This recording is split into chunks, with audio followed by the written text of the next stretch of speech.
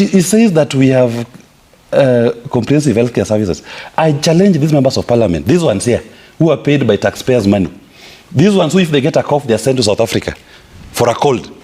I want to challenge them to all drop their comprehensive healthcare services that they cover that they have in parliament and all register in SHA and drop the private healthcare services. Because even what accommodates them is paid for by that poor mother who could not get services in Kenyatta. And yet then, if Kiborek here gets a cold, Kiborek will be flown to South Africa tomorrow in the morning, just for treating a cold. Yet you are that young boy who are being told had swallowed a coin and was not able to get surgical services just right here in Kenyatta. But Kiborek will go to South Africa for a cold. This is conmanship. This is misleading the people of Kenya. You cannot be benefiting from public coffers, and then when you are given a national platform like this to discuss critical issues affecting the people of Kenya, you end up trying to gaslight and to mislead. Right. We have to reject this conmanship. Okay. Welcome back to Havana Media. My name is Boniface Otieno, and as usual, I'm going to be your host for today.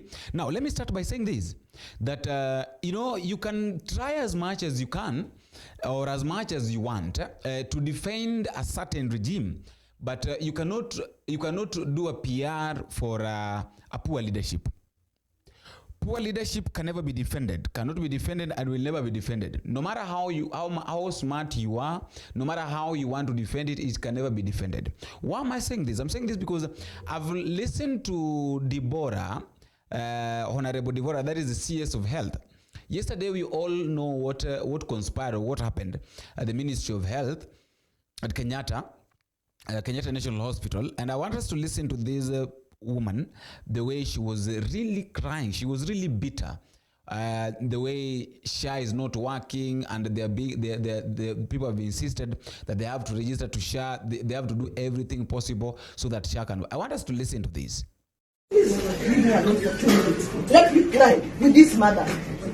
And he knows as he was there. And we are outside there waiting the gate. We are at the gate waiting.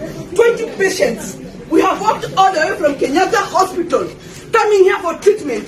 From last week, Wednesday, the systems are not working. And I have come here to protest, to say that they are not working.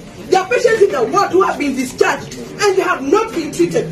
This man has a child. Come sit here. He has come all the way from Kibwezi. Come and sit here. His child has swollen a coin. From yesterday, he has been waiting for the SHA to work. It is not working.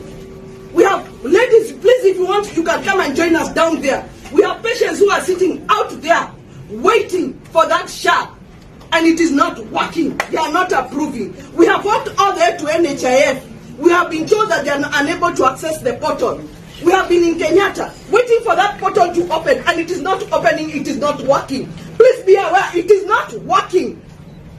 And now, what is funny is that the CSO of the ministry, that is Deborah Baraza, Honorable Deborah Baraza is coming and she is acknowledging that the system failed, that she is very sorry the system failed.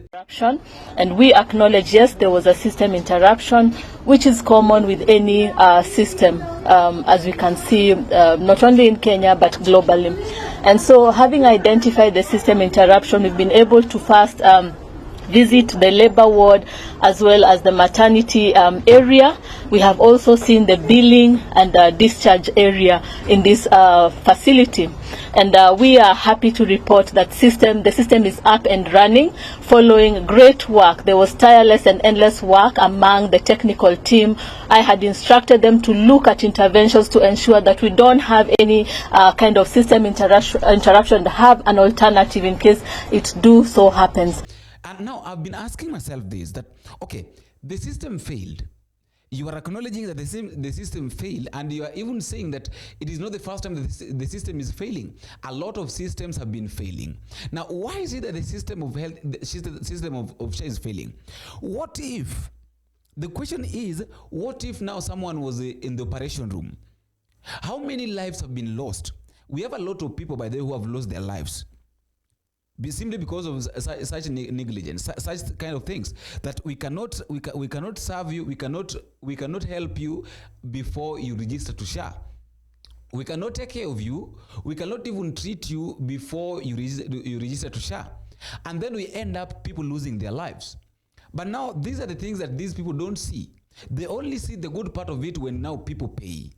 Now, even after paying, there is something that Willis Otieno have said, that is the deputy party leader of the Safina party, have said, and I think he said it in the morning, that it's not all about the number. It is not all about the number. It's about is the system functioning? If the system is functioning, how is it good for the people? Say this, it's quite disheartening to listen to the Kenya Kwanza choir as they speak, because they try to reduce this conversation to be about numbers. I'm not even saying that Kenyans are not enrolled in SHA. They have. So the question of 17 million or 10 million in NHIF is immaterial. We are saying, even if you've enlisted 40 million Kenyans, what is the quality of care that they are receiving, those who are in? You see, they are so consumed with competition and contests that they think, because I have more numbers, now my system is working. We are simply saying, those who are within your system, the 17 million number that you're running around town with, are you giving them quality healthcare services? And when you ask that question, all they tell you is that my driver called me, my friend called me here. Why is that only those who call you, who have access to you, are able to tell good stories about SHA? I'm talking about a majority of Kenyans who are facing and dealing with critical healthcare challenges today and don't need to call the Mheshimiwa here or call Mheshimiwa Ruben to be able to tell a good story. I want that Kenyan who cannot access, my grandmother, who doesn't know how to use a phone, who cannot call anybody to tell how good it was for her, who can only say, if you meet her, that I went to hospital and this was my experience. Shift share was paid. And when you talk about trust deficit in this country, there's nothing about trust deficit. Kenyan people are woke. Kenyan people are learned. What we have that we must accept is mediocrity of leadership. And that mediocrity of leadership is what the Kenyan people are calling out. Because if it was a question of trust deficit, that Kenyans are pessimists, we are just complainers, we are not complainers. We don't create the facts that inform the misadventure of Kenya Kwanza. They create those facts. And when we call them out, they should not say that we are pessimists, we have a trust deficit. We are simply responding to the mediocrity of leadership that this regime is serving the people of Kenya. And then finally, let me say this. When it comes to questions of healthcare, we can pontificate about other things, even education, we can pontificate. Yeah. But this is someone's life. Some of these kidney dialysis patients who are not able to get services. That mother who was yesterday had to walk from Kenyatta Hospital to go and storm the press briefing by the CS Health. It was not because she wanted to create drama. This is somebody who is going through frustrations. These are life and death matter. People have died. He says that we have comprehensive healthcare services. I challenge these members of parliament, these ones here, who are paid by taxpayers' money. These ones who, if they get a cough, they are sent to South Africa for a cold. I want to challenge them to all drop their comprehensive healthcare services that they cover that they have in parliament and all register in SHA and drop the private healthcare services.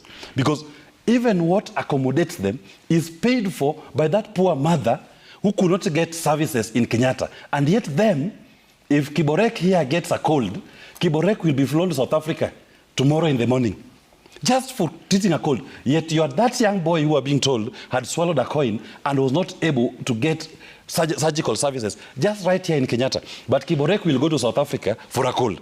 This is conmanship. This is misleading the people of Kenya. You cannot be benefiting from public coffers, and then when you are given a national platform like this to discuss critical issues affecting the people of Kenya, you end up trying to gaslight and to mislead. Right. We have to reject this conmanship. Okay, quality is it giving people? Are people receiving quality treatment or quality care the way they're supposed to receive? Are you giving out quality care to the people? The system is working. Okay, you have got the number. The 40 million people are there. You have got the 400 million people, 400,000 people have registered. It's not all about the people that have registered. It's all about the quality of the care that you give for the people that have registered. It is not that now we have got 40 million that have registered. Now you are happy now that simply because now your area, almost everybody have registered. Okay, you know, everybody can register. But the question is, after all these people have registered, what quality of service are you giving? What quality of care are you giving them? Why are you insisting that people should register to SHA? Why are you insisting that people should register to health care? Yet you cannot give them the quality care unit that they need. That is the question. And now as I wind up, let me just wind up by saying this, that, you know, sometimes I wonder why it is very much difficult for these our leaders to pick out after the job is done. Why is it so much difficult for these leaders to just do their job and then come outside and speak after the work is done? What is so much difficult there? Why can't they just do it? Why can't they just work before? And then after that is when they come and tell us, okay, this is what we're supposed to do and this is what we've done. Instead of doing a lot of PR, we know that the government also knows that they're in that point that they cannot do anything. Nobody can even listen to them. Even if we listen to them, automatically we know that the things that they say to us are lies. But of course we are here, we are Kenyans. We can assume that we want to listen. But now listening is not doing. Now telling us what you want to do is different from telling us what you've done. That is why you've come to realize that there are a lot of PRs going on. Why? Because the government is giving us the promises that we will do. Why can't you tell us that, okay, we have done this?